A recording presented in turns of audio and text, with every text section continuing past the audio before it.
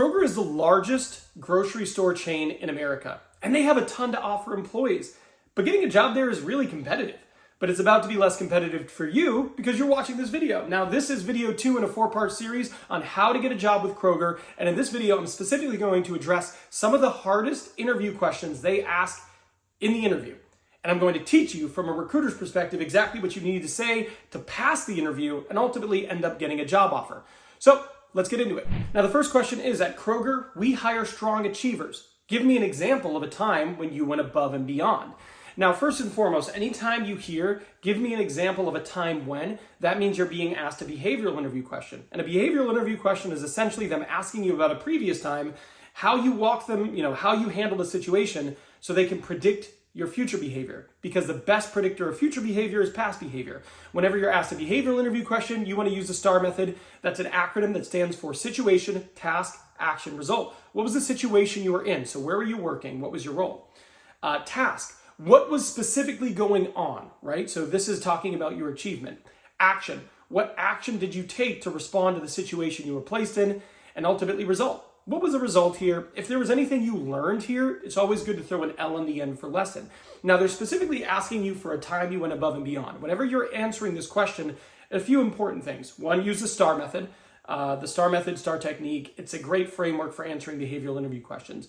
Number 2, it needs to truly be above and beyond. This can't just be something you accomplished that you were proud of at your job. It needs to be something that was outside the scope of your role. It truly needs to be above and beyond. And it needs to be something that ends with an exciting, outstanding, or exceptional result. Specifically, it's great if it can be something that really helps a customer.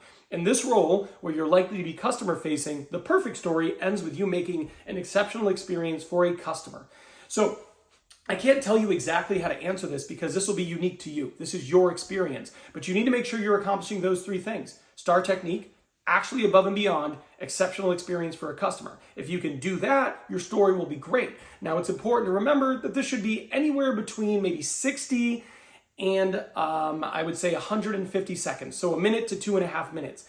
Anything longer than that, and it's way too long. You don't want to be going on and on and on with an answer. It makes hiring managers feel that you aren't concise, and maybe your communication skills aren't the strongest. You don't want that, especially if you're going to be interacting with people.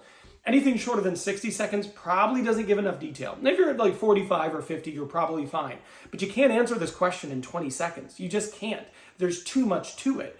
If you answer it in 20 to 30 seconds, you're probably not providing sufficient background.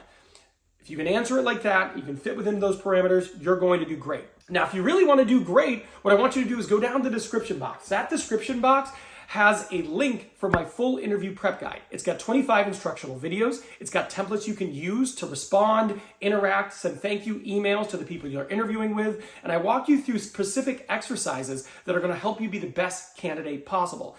And for a limited time, if you use the code word Kroger, you will get 50% off. This next question is, how would you handle a situation where your supervisor does not communicate enough information to you about a task?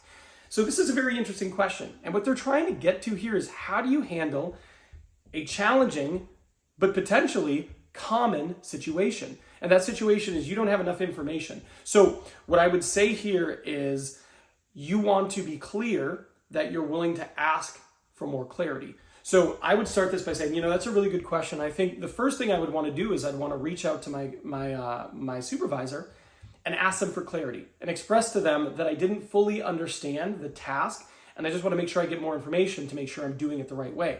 Now, if they were not available, what I would try to do is I would ask another person in a leadership capacity to help me with the task so I understood it. Now, generally speaking, I'm the type of person who wants to understand my job enough so that I don't need to be told specifics for every single task. I know enough about them so that I can do it without direction if need be. That's how you answer that question. So what I did was I talked about reaching out to the supervisor for getting more clarification. I had a secondary plan. If they weren't available, perhaps reach out to somebody else who was familiar with the task, who could help me with it. And then lastly, I reinforced the fact that I'm the type of person who doesn't need their hand held. I can take initiative, and I like to have a firm understanding of what I need to do on a day-to-day basis so I can be effective without specific direction on everything. And if you can do that, you'll do great. This next question is, in a retail environment, turnover can be high. How would you handle it if someone didn't turn up for their shift? Now, this depends. If you're a manager, you might answer this in a different way, right? But if you're somebody who is a member of the team who isn't in a managerial role, they're basically asking this because they want to know, are you willing to cover? That's what it comes down to.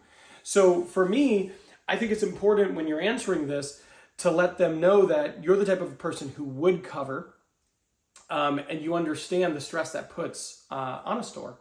So the question, I might answer it like this. That's a really good question. And, for me, if someone didn't show up for their shift, what I'd probably do is I'd ask my manager if there's anything I can do to help, if they need me to cover that shift. I understand that it puts a lot of stress on a team when somebody doesn't show up. And in those situations, I like to be a good teammate, and I like to show them that I'm willing to help in those situations. In fact, in my last job, this happened on a couple occasions where we had somebody leave, somebody be sick, or they just weren't able to show up. And I would ask my manager if they needed my help, if they wanted me to stay longer, if I could help covering. And it was actually a pretty positive experience because I was able to help out my team, which they appreciated. That's a pretty basic question, but that's what they're looking for here. Are you willing to cover? Now, I also gave the example that I've done this in a previous time, which is a great way to reinforce the fact that you are this type of person, you are willing to do it, and you've done it in the past. So I think it's a great addition to answering this question to throw that on the end.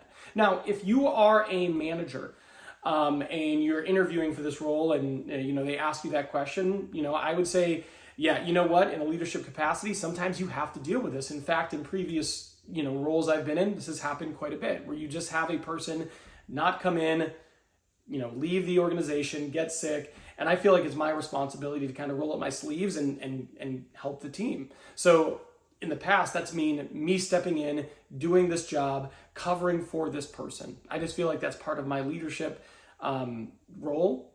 So I've been happy to do that in the past. And if you do that, they'll be quite thrilled with your answer, and that's how you answer this question. Now, the most important question you're going to get asked when you're interviewing for Kroger is, why do you want to work here? Why do you want to work at Kroger? That question is actually so important. I made its own video. It's video 3 in the series. And trust me, you need to go watch this video, because if you don't answer this question right, they're not going to hire you. They're going to hire somebody else who nails it. So be the person who nails it. I'll see you over there.